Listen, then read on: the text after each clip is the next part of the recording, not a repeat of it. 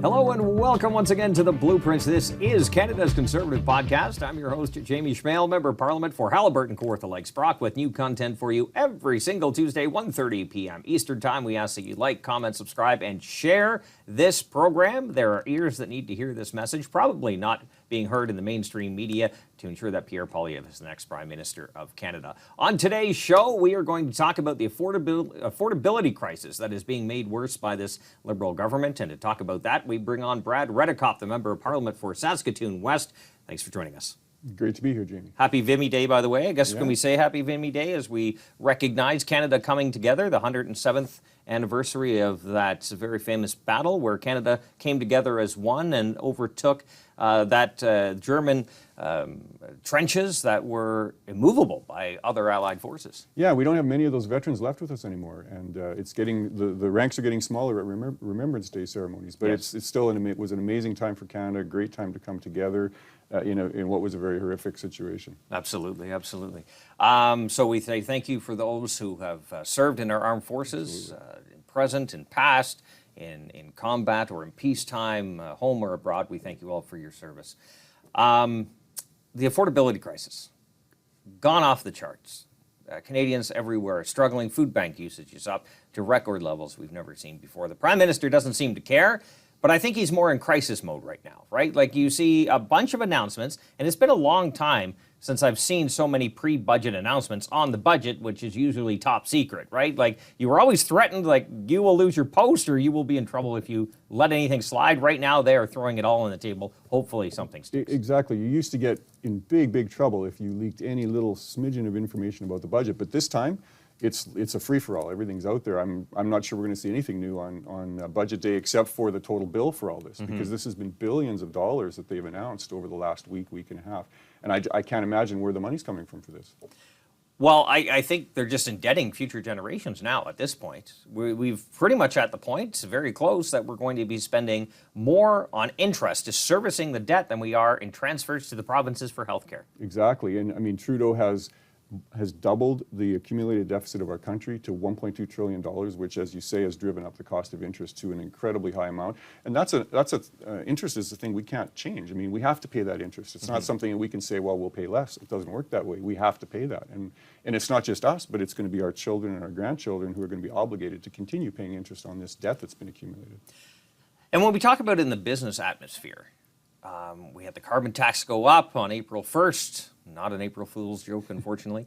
You're a business guy. Small businesses are getting hammered every which way from this Liberal government. Big ones, big corporations can sometimes adjust through automation or other means, other measures that they have at their disposal. It's the small businesses that are just getting hammered. And in small towns like mine, it runs on small business, and they're having a harder time getting going, which means less employment, less opportunity. Yeah, that's very true. And it can be thousands of dollars to a small business. Now, that may not seem like much. Everybody says businesses are, business owners are rich. At least that's what Trudeau seems to think, that they have lots of money to kick around. That's not true. And it is the small businesses that really drive employment and jobs in our country. And so you tack on, $1,000, $5,000, $10,000 or more in carbon taxes, it hurts those businesses, and it causes them to make different decisions on hiring. They can't pay the wages that they'd like to. And guess who pays it in the end? All consumers, right? It doesn't matter. At the end of the day, all of those expenses are paid by the consumers who buy those products, whatever they are, whether they're, a car wash or whether you're buying food in a grocery store, whatever it is, the consumers end up paying more. Yeah, and the small businesses are fighting against big corporations like the Costco's and otherwise that have tremendous buying power and may be able to up their price here and there, but ultimately save somewhere else. Like we talked about, now we have self-service checkouts in pretty much every large business, but the small business doesn't have the infrastructure, doesn't have the capacity or the investment dollars to do that, and they can only put up their price so much before they're out of business and uncompetitive. Well, it's very true, and another way they do this, Jamie, is they'll actually squeeze their suppliers, who are often small businesses. So if you got a big corporation that's squeezing its suppliers to keep their prices low, well, who pays for that? It's the small businesses that eventually they can't make it anymore and they go out of business. So anything that we can do to help business in our country, particularly small business, is just good for the country. And the taxes and the carbon tax that Justin Trudeau's introduced is the opposite of good. And we've seen emissions go up under this Liberal government. But at the same time, we have tremendous forests, farmland that like to absorb, right? And we don't actually talk about them as much as we should. But I think, unfortunately or fortunately, I'm not sure, for Canadians, the Prime Minister said the quiet part out loud at a recent event in Calgary. So let's get super producer Nick to cue up cut one. Let's get your thoughts on this one. Let's play cut one. Sure. I think that the federal government's role is in part to encourage people and incentivize people to think about the future, and yes, make it more expensive for people who don't want to think about the future and don't want to prepare for the future today. So you need to think the way we think, and you might be rewarded for that, probably because you gave up your car or something otherwise. And if you don't, we'll just keep punishing you until you submit. Well, one thing he's very good at is making it more expensive for everybody, and he just admitted that. And I think, yeah, he said the quiet part out loud there. Right? I mean, how can you have as your goal to make it more expensive for your countrymen, for your constituents, for their lives? That seems like a ludicrous thing. Well, I think governments in general one of their first priorities should be to maximize your freedoms, the individual's freedoms, not try to control your constituents through the tax code. Exactly. And it's a problem this Liberal government has, which is they see a problem and then they like to identify a solution. And if you don't follow that solution, you get penalized. That's right.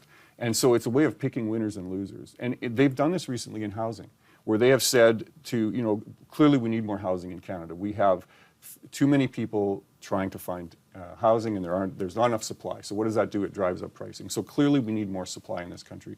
So the government of the Trudeau government has decided we need to build more fourplexes. So they're trying to force Ontario to build fourplexes. This is typical. They have their solution. They're trying to impose their solution rather than letting people figure it out. Ontario can figure out how to build more houses. Absolutely. They don't have to be told how. And that's the problem with the government, is they like to tell you exactly how to do it and what to do. And that takes away freedom. And we've said this many times, leadership is about avoiding the problem altogether, not trying to fix the problem that you created in the first place. Like, why? Let's avoid all the pain and punishment that citizens have to go through. Let's avoid it. Yeah, and that's the crazy thing too, is they're coming out with solutions to problems that they created. That's right. And they don't even admit that they've created the problems, but so how can you trust them to have a solution to a problem they created in the first place? Yeah, exactly. Trust us, we'll get you through this problem, right? Like, we'll figure it out, because we're just super smart. Yeah. Well, and of course, what's the solution? Yet another program. Yeah, exactly. Another government. Exactly. The answer to one failed government program is another government program. Exactly, yeah. And I mean, we have very smart people in our country. We've got incredible entrepreneurs. We've got incredibly creative engineers, designers. We can figure things out if we let people do it rather than telling them how to do it. And we give them the tools, give them the environment, give them the opportunity, good low taxes, an environment where people can excel and use the creativity that they have. Canada can be a world leader in anything. But we're not. We're not actually incentivizing those to create the next best thing or go into business or start a business, for crying out loud. We're doing the opposite. We're making it difficult to do that. We're making it difficult for companies to invest in our country. We're making it difficult for small entrepreneurs to be willing to take risks. I mean, if you're going to take a risk as an entrepreneur, there has to be some sort of a payback, an opportunity for a payback. Risk reward. And sometimes you make money on a risk, and sometimes you lose money. But as long as you have the ability to make money or to be successful, that people will take those risks. But this government has taken away a lot of the opportunities to be successful. And so large companies, large and small, are choosing to invest elsewhere. That's right, investing elsewhere. And when you look at the traditional staples, the anchors of our economy, oil and gas, mining, forestry, those type of industries that have been tried, tested, and true until up until 8 years ago. Yeah. People had a wide variety of places to put their money. Now there's very few, and one of the places that seems to be having this major turnaround because of the conditions created by this government is real estate. So we have a housing shortage. We have people that can't get into the housing market. We have housing being built, but people can't get into it. This is a compounding problem that this government has no clue how to fix. Well, and the ironic part of this is that we are building fewer houses today than we were in the early 70s. And our population is twice what it was back then. So clearly the policies and the situation that the Liberals have created here is not helping, and it's actually making it way worse for people right now in terms of housing. Well, according to the Prime Minister, we'll cue up cut 2 here. The Prime Minister says if you have a big house he deserved to pay more, and otherwise, Let's see this. let's play cut two. Yes, if you have a giant mansion and an indoor swimming pool and, three big personal cars, it might not cover all of that. But for regular families that are hardworking, it puts more money in their pockets. The parliamentary budget officer says that's completely false. Yeah. That's not true at all. We know that for sure Yeah. because of his report, and you hear that anecdotally as you talk to people as well. And we're not talking about people with swimming pools. We're talking about average everyday people. working people who have 2 cars. I mean, Saskatchewan, you have to drive. There's no option, and so we have to heat our homes in the wintertime. It gets cold in Saskatchewan. We have to drive long distances.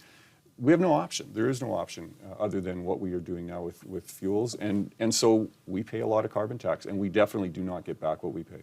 Oh, I think that's clear anywhere you go in this country. If that were true, let's raise the carbon tax. Exactly. Let's keep going.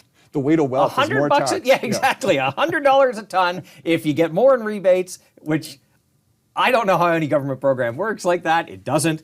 But if that's true, let's raise it. Let's keep punting. In liberal fairyland, Yeah. money grows on liberal trees, I guess. I don't know. I don't understand their logic, but other than the ultimate goal of this elite class in our government that believes that if the government isn't, and he said it in his first clip, telling the masses how to live, then they must be doing it wrong. And if you don't agree with us, you're definitely doing it wrong. Well, I think that's one of the foundations of this liberal government is control and lack of freedom. Yep. They want to control how we live as Canadians. They want to control what we do, how we heat our homes, how we drive, the choices that we make.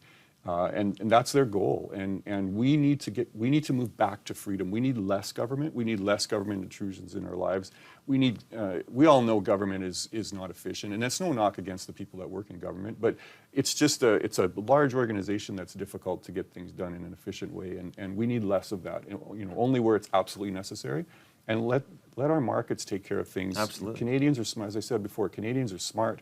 They're very creative and can solve the most complex problems. The freer the market, the freer the people, the more money people have in their pockets to choose whatever they want, to chart their own course, the better we are. We have better products, better service, better price. And the more the government comes into industries and starts to subsidize it or monopolize it, the worse things get. You can name pretty much everything the government has tried to do that with. Well, when the government stays out and lets markets take care of things, it is a win-win because it's a win for the country. You get solutions and products that people want, and the people that design and make those products, they create jobs, they create wealth for themselves, and they create wealth for our country. They create taxes that go back to the government. So it's a win-win when you allow freedom to do Exactly. its thing. But if you're doing all that, exactly what you just said, you don't need the government for things. Exactly. Right? I think this is why people who are able to experience freedom wherever that might be, and it's getting harder and harder in this country. But once you're able to realize that the government, you don't need the government to control your life to be able to live your life. And once you realize that, the less you need government, and that I think scares some of those in the big government thought. Exactly, because who does that threaten? Well, that threatens those in government. Exactly, Right? And yes. so, I mean, our principle, and I know our leader Pierre Poilievre's principle, is less government. Government needs to do the bare minimum that it needs to do. It needs to do the things that only the federal government can do, and the rest of it stay out. Let other levels of government do it if that's their responsibility, or let business do it. Let individuals do it. Let NGOs do it. Let churches do it. Let charities do Yep. it. All of these organizations exist. They want to help. They want to do things. Free them up to do it.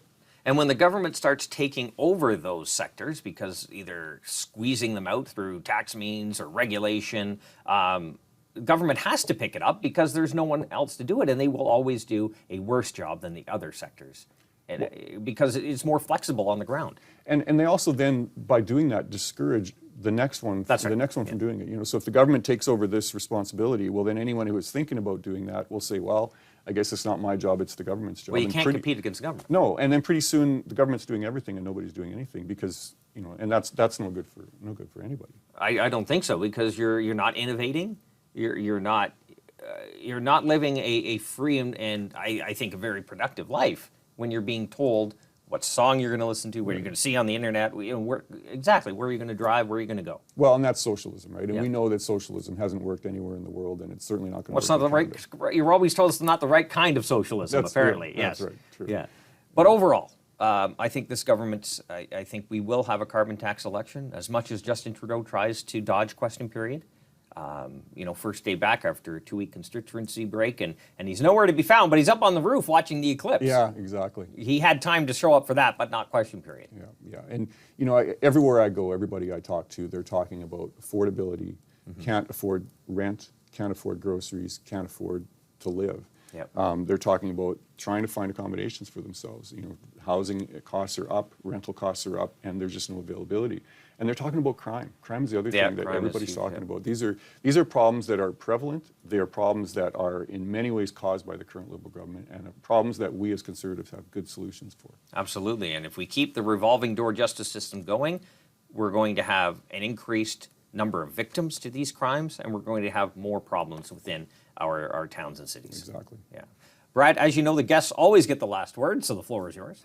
Well, as you said, we are going to have a carbon tax election. It's coming whether Prime Minister Trudeau wants it or not, and hopefully sooner rather than later, according to many constituents that I talk to. So we're looking forward to that. We're looking for our chance to do that, and we're looking for a chance for Canadians to have their say in whether we should have a carbon tax or not. So it'll be exciting. I think it definitely will. And I think, judging by the reaction that we had on the weekend, we had a National Day of Knocking, there was pretty significant pushback against the carbon tax. Yeah, I think I know which way this is going to go. Yeah, I think so too. Thank you, Brad. Brad Redekop, Member of Parliament for Saskatoon West. We appreciate his time. We appreciate yours as well. Don't forget to like, comment, subscribe, and share this program. Tell your friends they can download it on platforms like iTunes, Google Play, Spotify, and CastBox. You name it, it is out there.